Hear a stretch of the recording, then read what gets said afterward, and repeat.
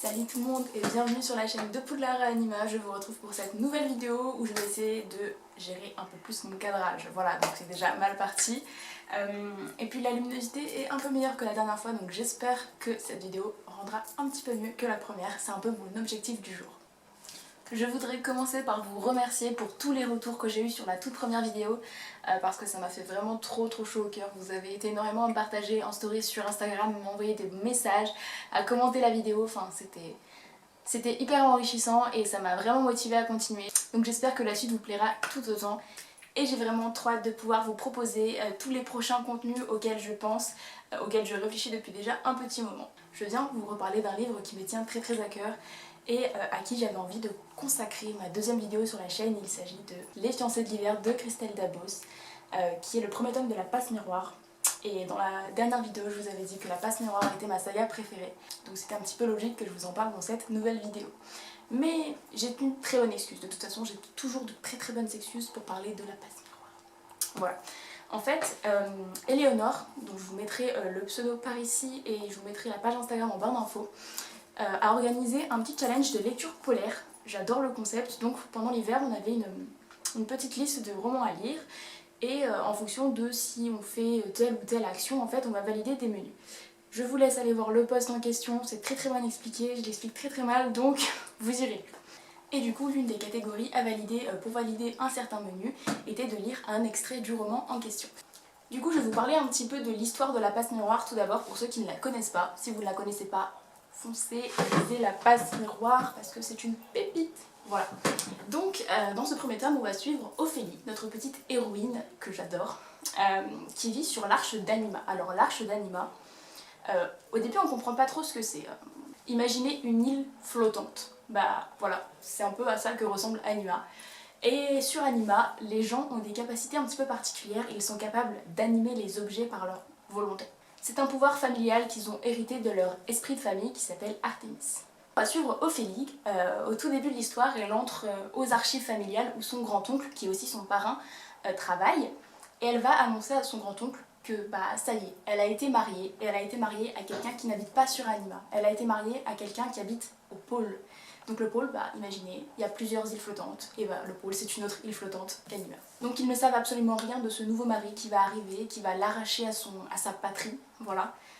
Et du coup on va la suivre dans cette nouvelle aventure au pôle. C'est un univers tellement bien construit avec des personnages qui sont si attachants. Au tout début, on s'attache un petit peu à Ophélie parce que c'est un personnage très maladroit qui a tendance à faire plein de bêtises tout le temps. Elle est tout le temps malade, à tomber.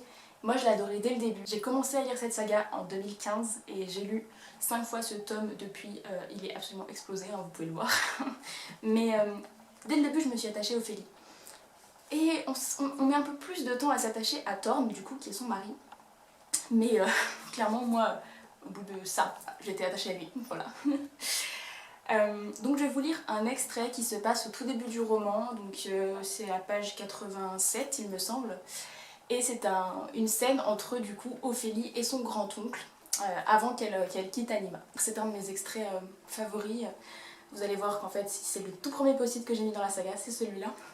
Et j'aime trop ce passage. Donc j'espère que vous l'aimerez autant que moi et que vous apprécierez ma diction. Avec mon petit marque-page du calendrier de l'Avent et les illustrations qui m'a été gentiment offert par l'une de mes abonnées sur Instagram qui s'appelle Perrine et que je remercie encore une fois. C'est parti. On frappa à la porte. « Entrez !» marmonna Ophélie, le nez bouché. Le grand-oncle passa ses moustaches dans l'entrebâillement de la porte. « Je peux, fille ?» Elle opina derrière son mouchoir. Les gros souliers de l'oncle se frayèrent un chemin à travers la mélasse de draps, d'édredons et d'oreillers qui encombrait le tapis. Il fit signe à une chaise d'approcher, ce qu'elle fit docilement en jouant des pieds, et se laissa tomber dessus. « Ma pauvre gamine, soupira-t-il, ce bonhomme-là, c'est vraiment le dernier mari que je te souhaitais. »« Je sais. Il va falloir que tu sois courageuse. Les doyennes ont parlé. »« Les doyennes ont parlé, » répéta Ophélie. « Mais elles n'auront pas le dernier mot, ajouta-t-elle en son fort intérieur, même si elle n'avait pas la plus petite idée de ce qu'elle espérait en pensant cela. À la vive surprise d'Ophélie, le grand-oncle se mit à rire. Il désignait la glace murale. « Tu te souviens de ta première traversée ? Nous avions fini par croire que tu resterais à jamais comme ça, ta jambe remuant ici et le reste à se débattre dans le miroir de ma sœur. Tu nous as fait passer la plus longue nuit de notre vie. Tu n'avais pas 13 ans.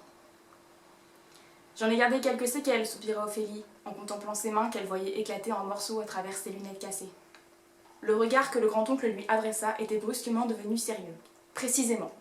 Et ça ne t'a pas empêché pour autant de recommencer à te coincer à nouveau, jusqu'à ce que tu piges enfin le truc. Les passe-miroirs sont rares dans la famille, fille. Est-ce que tu sais pourquoi? Ophélie souleva les paupières derrière ses lunettes. Elle n'avait jamais abordé la question avec son parrain. Pourtant, tout ce qu'elle savait, elle le tenait de lui. Parce que c'est une forme de lecture un peu particulière, suggéra-t-elle. Le grand-oncle ébroua ses moustaches et écarquilla ses yeux d'or sous les ailes de ses sourcils. Rien à voir. Lire un objet, ça demande de s'oublier un peu pour laisser la place au passé d'un autre. Passer les miroirs, ça demande de s'affronter soi-même. Il faut des tripes, c'est, pour se regarder droit dans les mirettes, se voir tel qu'on est, plongé dans son propre reflet. Ceux qui se voilent la face, ceux qui se mentent à eux-mêmes, ceux qui se voient mieux qu'ils sont, ils pourront jamais. Alors crois-moi, ça ne court pas les trottoirs. Ophélie fut saisie par cette déclaration inattendue. Elle avait toujours passé les miroirs de façon intuitive, elle ne se trouvait pas particulièrement courageuse. Le grand-oncle désigna alors la vieille écharpe tricolore usée par les ans, qui reposait paresseusement en travers de ses épaules. « C'est pas ton premier golem, ça ?»« Si. » « Celui-là même qui a bien failli nous priver à jamais de ta compagnie. » Ophélie acquiesça après un temps. Elle oubliait parfois que cette écharpe, qu'elle traînait toujours dans son sillage, avait naguère essayé de l'étrangler. « En dépit de cela, tu n'as jamais cessé de la porter, » articula le grand-oncle en ponctuant chaque mot d'une tape contre sa cuisse. « Je vois bien que vous cherchez à me dire quelque chose, » dit doucement Ophélie. « L'ennui, c'est que je ne comprends pas trop quoi. » Le grand-oncle poussa un grognement bourru. « Tu ne payes pas de mine comme ça, fille. Tu te caches derrière tes cheveux, derrière tes lunettes, derrière tes murmures. De toute la portée de ta mère, tu es celle qui n'a jamais versé une larme, jamais braillé. Et pourtant, je peux te jurer que tu es bien celle qui a collectionné le plus de bêtises. » Vous exagérez, mon oncle. Depuis ta naissance, tu n'as jamais cessé de te faire mal, de te tromper, de te casser la figure, de te coincer les doigts, de te perdre, poursuivit-il sur sa lancée avec de grandes gesticulations. Je te raconte pas le sang-encre, on a longtemps cru que tu finirais un jour par succomber à l'une de tes innombrables boulettes. Mamselle fonce dans le mur, qu'on t'appelait. Écoute-moi bien, fille. Le grand-oncle s'agenouilla douloureusement au pied du lit où Ophélie était restée avachie, ses pieds noyés au fond de ses bottes délacées. Il lui saisit les coudes et la ballotta, comme pour mieux imprimer chaque syllabe dans sa mémoire. Tu es la personnalité la plus forte de la famille, ma petite. Oublie ce que je t'ai dit la dernière fois. Je te prédis que la volonté de ton mari se brisera sur la tienne. Voilà, donc c'est terminé pour cette petite lecture, j'espère que ça vous aura plu. Si vous ne connaissez pas la saga, j'espère que ça vous aura donné envie de la découvrir. Je m'excuse auprès de toi, Éléonore, tu avais dit qu'il fallait la lire en story, mais je me suis dit qu'en vidéo YouTube ce serait encore mieux parce que je pouvais lire un extrait encore plus long, donc pardonne-moi. Voilà, j'espère que tu arriveras quand même à me valider cette catégorie pour le challenge. Et j'ai hâte de te montrer ce que j'ai prévu pour les autres lectures. Donc voilà, j'en ai terminé avec cette vidéo, je pense qu'elle sera beaucoup moins longue que la dernière.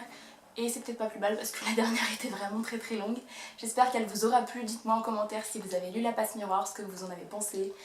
Qu'est-ce que vous avez pensé du tome 4, mais sans spoiler, s'il vous plaît. Parce que y a des gens qui l'ont pas encore lu. Ophélie et moi vous souhaitons une très bonne journée. Et on vous retrouve très bientôt pour une prochaine vidéo.